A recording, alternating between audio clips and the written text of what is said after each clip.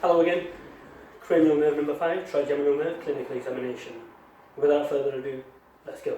Decontaminate the hands, introduce yourself to the patient, confirm patient details, and set the scene. Hello, I'm Zahir Abbas. I'm your osteopath for the day. Can I confirm your full name and date of birth, please? Charlie Smith, the 1st, 2001. Thank you, Charlie. How old are you now, please? 19. Pleasure Pleasure meeting you. I'm here to carry out an examination on one of your cranial nerves. This means I'll be assessing the sensation in your face and the functionality around your muscles that help you with the chewing. Is that okay with you? Yes. Lovely. Are you in any pain or discomfort? No. Are you okay where you are? Are you warm enough, comfortable? And if you want me to stop anytime, Charlie, don't hesitate to say, oh, you can do that. Is that okay?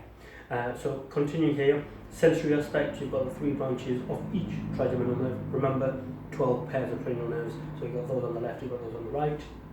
The 3 branches, V1, V2 and V3, the ophthalmic, the maxillary and the mandibular. So, and what we're going to do is ask about any changes in sensation, and then you've got the motor aspect, innervating the masseter, the temporalis and the pterygoids. Charlie, have you had any change in sensation on your face at all? No. Fine. And any pain and chewing? No. Any headaches at all? Nope. Wonderful. So, patient is otherwise fit and well. They're the kind of question I want to ascertain. Would you find yourself grinding your teeth at night at all? No. Lovely. So that's called bruxism, and patients may not be aware themselves. Usually it's a partner, if they're old enough, or otherwise their parents or other member of the family. Signs of bruxism could be actual wear on the actual molars and the premolars at the back. So be mindful of that. Okay, Charlie, I'm now going to begin the examination, and what I'm going to do first and foremost is I'm going to essentially test your sensation, which means I'm going to use this cotton wool here, and I'm going to touch it on certain parts of your face. Is that okay? That's fine. Now, just so that you know what normal feels like, just bring your hand out for me, please. This is what normal feels like. I'm going to ask you to do this with your eyes closed. Is that okay? That's fine. Lovely. So every time you feel it, I want you to say yes, nice and loud and clear for me. Is that okay? That's fine. So if you're happy for me to do so, just close your eyes and we can begin. Yes. Yes. Yeah. Yeah. Yeah. Yes. Wonderful. You can open your eyes. Thank you. So that was the dullness, or the cotton wool, a wisp of cotton. Now we're going to use a medipin here, and we're going to do the sharp sensation. Are you afraid of needles at all? No. Lovely, thank you. So again, so that you know what it feels like, just hold your hand out for me. That's what it'll feel like. Every time you feel that, I want you to say yes, nice and loud, nice and clear. Is that okay? That's fine. So ready when you are, if you will, please, closing your eyes. Yeah. Yeah. Yeah. Yeah. Yeah. Yeah. Thank you very much. You can open your eyes.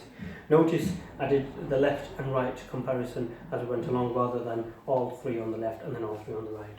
It's a better comparison to do so. Wonderful, thank you. Now what we're going to do is I'm going to ask you to clench your teeth a few times. Is that okay with you, Charlie? As you do so, I'm just going to place my hands around here and just feel the muscles. Is that okay? That's fine. Lovely. So you can keep your eyes open for this. Just clench your teeth a few times. Lovely. Thank you very much.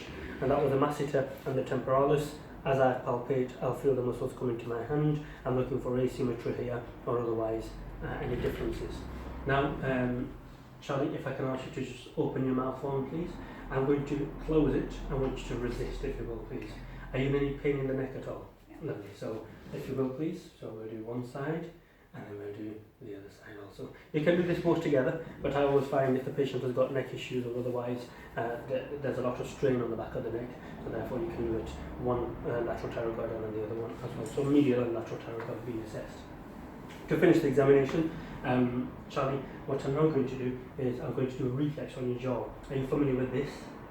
Just to remind ourselves, we usually use it to test the reflexes, and it's more often than not done on the arms and the legs. Except I'm going to actually do it on here. Rest assured, I'm not going to hit you directly with this. I'm going to place my thumb on there, and I'm going to strike this very gently. Is that okay with you? That's fine. Lovely. So again, just let the jaw nice and relaxed. Just let it hang, so to speak. Just open your mouth for me. Open your mouth for me. That's wonderful. And lovely. Wonderful. Sean, that marks the end of the examination. Decontaminate the hands. Do you have any questions for me at all? No. Thank you for your time. So that was an unremarkable trigeminal nerve examination. sensation was intact bilaterally in all three branches of the trigeminal nerve. The motor aspect again was unremarkable and there were no dysfunction. Thank you very much.